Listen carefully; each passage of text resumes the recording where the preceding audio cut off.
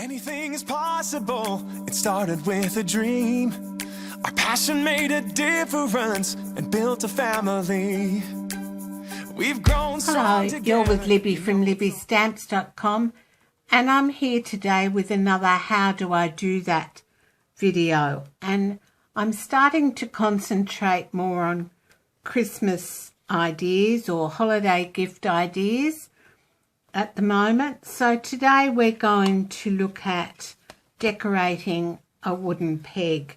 Now this one's already got a magnet in it, but we'll do one that hasn't, and I'll just show you how I do that. So I have already stamped a sentiment and die cut it with the stitched nested label dies, and the sentiment comes from Flourishing Phrases, and it just says just a note. Alright, so what I start out to do is I place my peg, I'll show you with this one, I place my peg on my designer series paper so that the base of it is on a straight edge, and then I just come in with my pencil and I draw around the peg. And I do this on the wrong side of the paper, and then again, because you've got two sides, you could do one side with one design and one side with another design, or you could keep them the same. Alright, and then just with your snips, cut those out. So we're cutting them out of the DSP, and as I said, you could use both sides. You could have a different side of the DSP on each side of your peg, or you can have the same on each side. So, and then just cut up the middle there on the line that you made, and that gives you the DSP for your peg. Now I'll get that out of the way. Now, as I said, this peg's already got a magnet on it, so I just go ahead and glue over the top of that. Alright, so I just use my liquid glue and I put it on the peg so that I'm not getting any overlap of glue from the paper, because sometimes we just need to trim that paper up, add a bit more glue. So be fairly generous and make sure you get right up to those edges because you want it well sealed. Alright, so that's the one side, and I'm going to do the same on both sides, and I'm using the Magnolia Lane DSP. We can trim it off when it's dry. Right, flip it over, and you can see it's a little long, but we can trim that, and then do the same with this. Plenty of glue so that you're getting it stuck down really well. Alright, and then add the glue. And there you have a decorated peg. But there's more. Alright, so I'm just going to put that to one side to dry. And then this one is the one that I showed you how to do the paper with. And I've got some magnet here that's sticky on one side and not on the other side. So I've measured it up, and it's 1 1/4 by 4 1/2 approximately.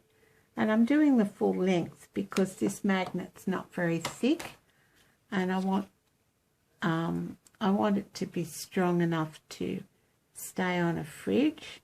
Now the pegs themselves make nice note holders, bill holders, whatever, and they'll stand by themselves, or because you've put the magnet on it, it can go on the fridge.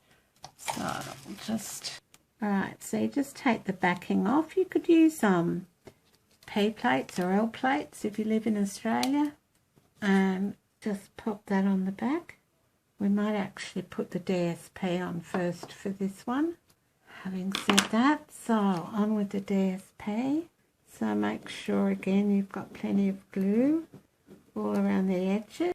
Add your piece of DSP. That's a neat fit. And then turn it over. Add some more. So this is quite a quick project to do. and even kids could do it really. If you cut the DSP up for them first. Right, I'm going to add the magnet to the back of this. So I'm going to line it up the top here, try and center it, and add it so it goes straight down the full width of the peg. Alright, then I'm going to come in with my snips, and I'm just going to trim off the edge here. And if you're having a bit of trouble, come up the other way.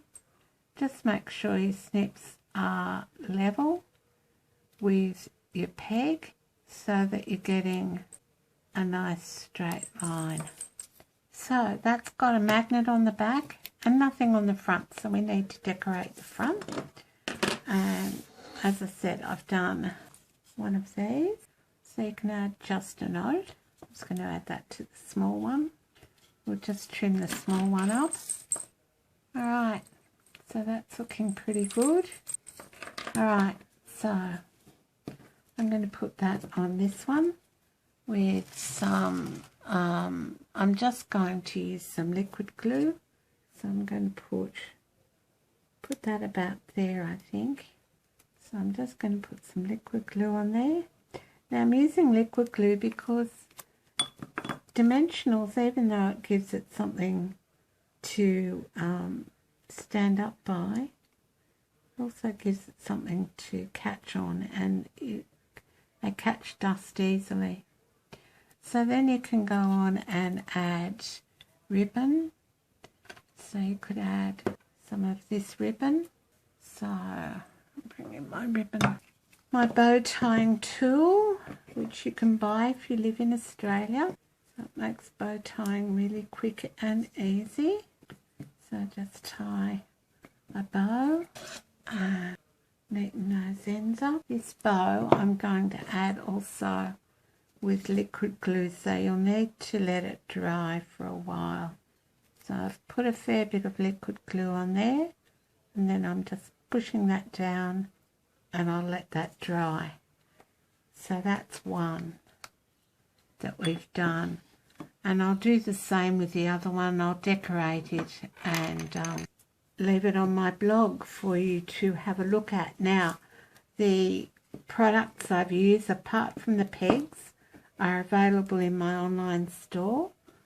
The bow tire is available from me, and you can click on the bow tying widget in my sidebar, and that'll take you to a PayPal invoice.